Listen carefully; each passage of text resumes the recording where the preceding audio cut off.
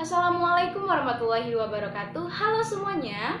Kami dari kelompok 3 Biomedik akan menyampaikan materi mengenai sistem integumen. Sebelumnya, perkenalkan, nama saya Melina Febrianti, NIM 1913 20 10 16, kelas 2A, Prodi S1 Kesehatan Masyarakat, Universitas Merdeka Bukit Tinggi. Nah, di sini saya akan menyampaikan pengertian dari sistem integumen tersebut, di mana sistem integumen merupakan sistem organ yang memisahkan, yang membedakan, yang melindungi, serta memberi informasi hewan terhadap lingkungannya. Nah, slide berikutnya akan dijelaskan oleh anggota lainnya. Terima kasih. Saya Ramadhani, 1913 20 10 06. Di sini saya akan menjelaskan tentang preventif penanganan cacar air. Langkah pencegahan cacar air yang paling efektif adalah memberikan vaksinasi cacar air pada anak kecil.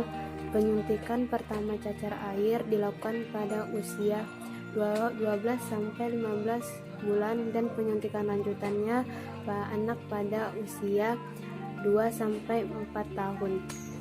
Saya Citra Dewi Aulia dari kelompok 3 2A Kesehatan Masyarakat, NIM 1913 20 10 13. Baiklah, saya di sini akan membacakan materi tentang impetigo. Secara epidemiologi, impetigo lebih banyak terjadi pada anak-anak usia 2 sampai 5 tahun. Impetigo juga berhubung erat dengan kondisi iklim dan suhu udara dan lebih banyak ditemukan pada negara beriklim tropis atau subtropis. Saya Dwi Rahmaniati, NIM 1913 20 19. Baiklah, upaya preventif untuk penyakit impetigo. 1. Rajin mencuci tangan setelah beraktivitas. 2. Menutup luka agar bakteri tidak masuk ke dalam tubuh. Yang ketiga, selalu menjaga kebersihan tangan dan kuku. Yang keempat, tidak menyentuh luka untuk mengurangi infeksi ke daerah yang lain.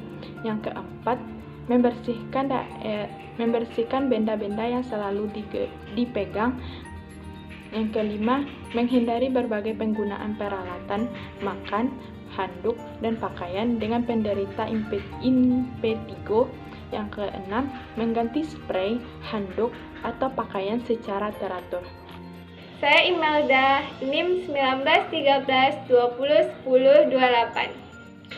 Saya akan menjelaskan tentang terapi farmakologi, yaitu penggunaan antibiotik topiokal atau antibiotik peroral. Penggunaan antibiotik peroral digunakan jika pasien sensitif menggunakan antibiotik topiokal dan kondisi penyakit atau lesi sudah timbul terlalu parah atau lesi lebih luas.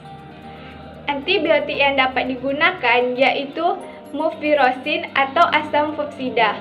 Antibiotik peroral yang dapat digunakan yaitu eritromisin atau flucloxacillin. Selanjutnya yaitu terapi non-farmakologi, menghilangkan krusta dengan cara mandi selama 20-30 menit disertai mengelupasnya krusta dengan handuk basah dan bila perlu oles dengan zat antibakteri. Mencegah mengaruk daerah lecet atau dapat dilakukan dengan menutup daerah lecet dengan purban yang tahan dengan air dan memotong kuku. Lanjutkan pengobatan sampai bekas lecet sembuh. Selanjutnya, saya akan menjelaskan tentang penyakit yang tidak dapat menular yaitu psoriasis dan jerawat. Sebuah penelitian di RSUD Dr. Sentono Surabaya didapatkan sebanyak 21 pasien psoriasis vertulosa generalisata. Dari pengamatan selama 11 tahun dari 1 Januari 2001 sampai 31 Desember 2011. Kasus terbanyak terjadi pada usia 21 tahun sampai 40 tahun yaitu sebanyak 57,1%.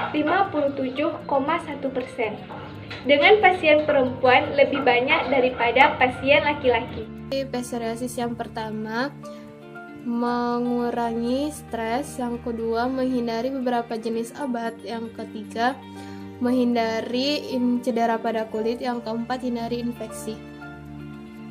Perkenalkan, nama saya Olivia Pratiwi Herlin, NIM 1913201003, terapi farmakologi.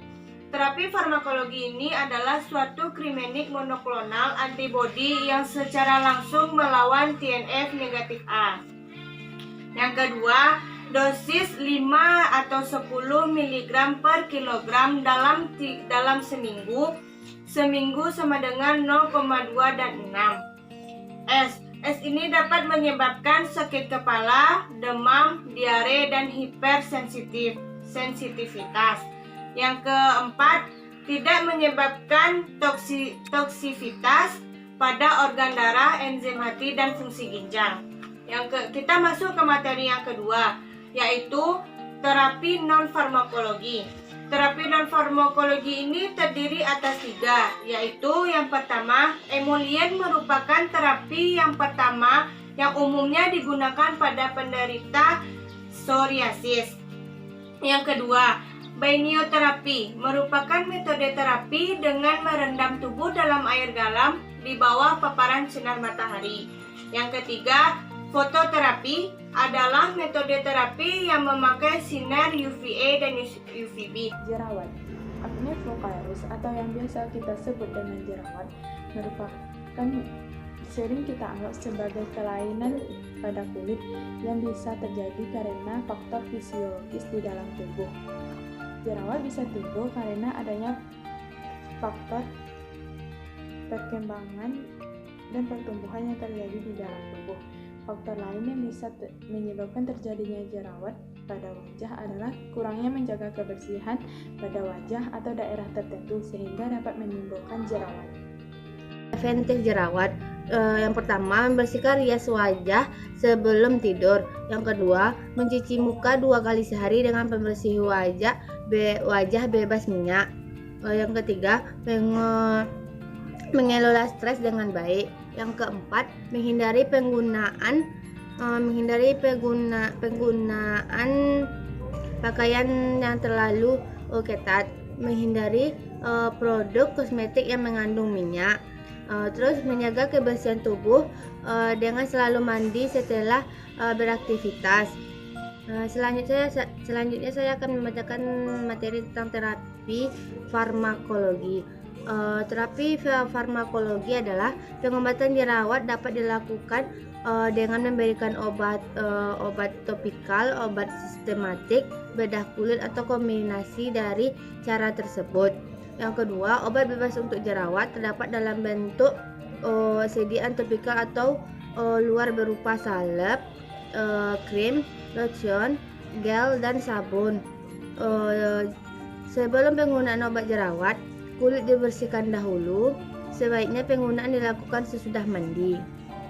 Yang kedua, terapi non-farmakologi, perawatan kulit atau pemilihan kosmetik sesuai dengan kondisi kulit. Diet makanan, menjaga emosi, dan disarankan untuk tidak menyentuh jerawat, memijit, dan menggosok jerawat karena hal tersebut dapat memperparah kondisi jerawat. Yang kedua, sifat jerawat adalah kumat-kumatan dan kita tidak dapat menghilangkan jerawat dari tubuh, namun kita hanya bisa mengontrol jerawat, bukan menyembuhkannya.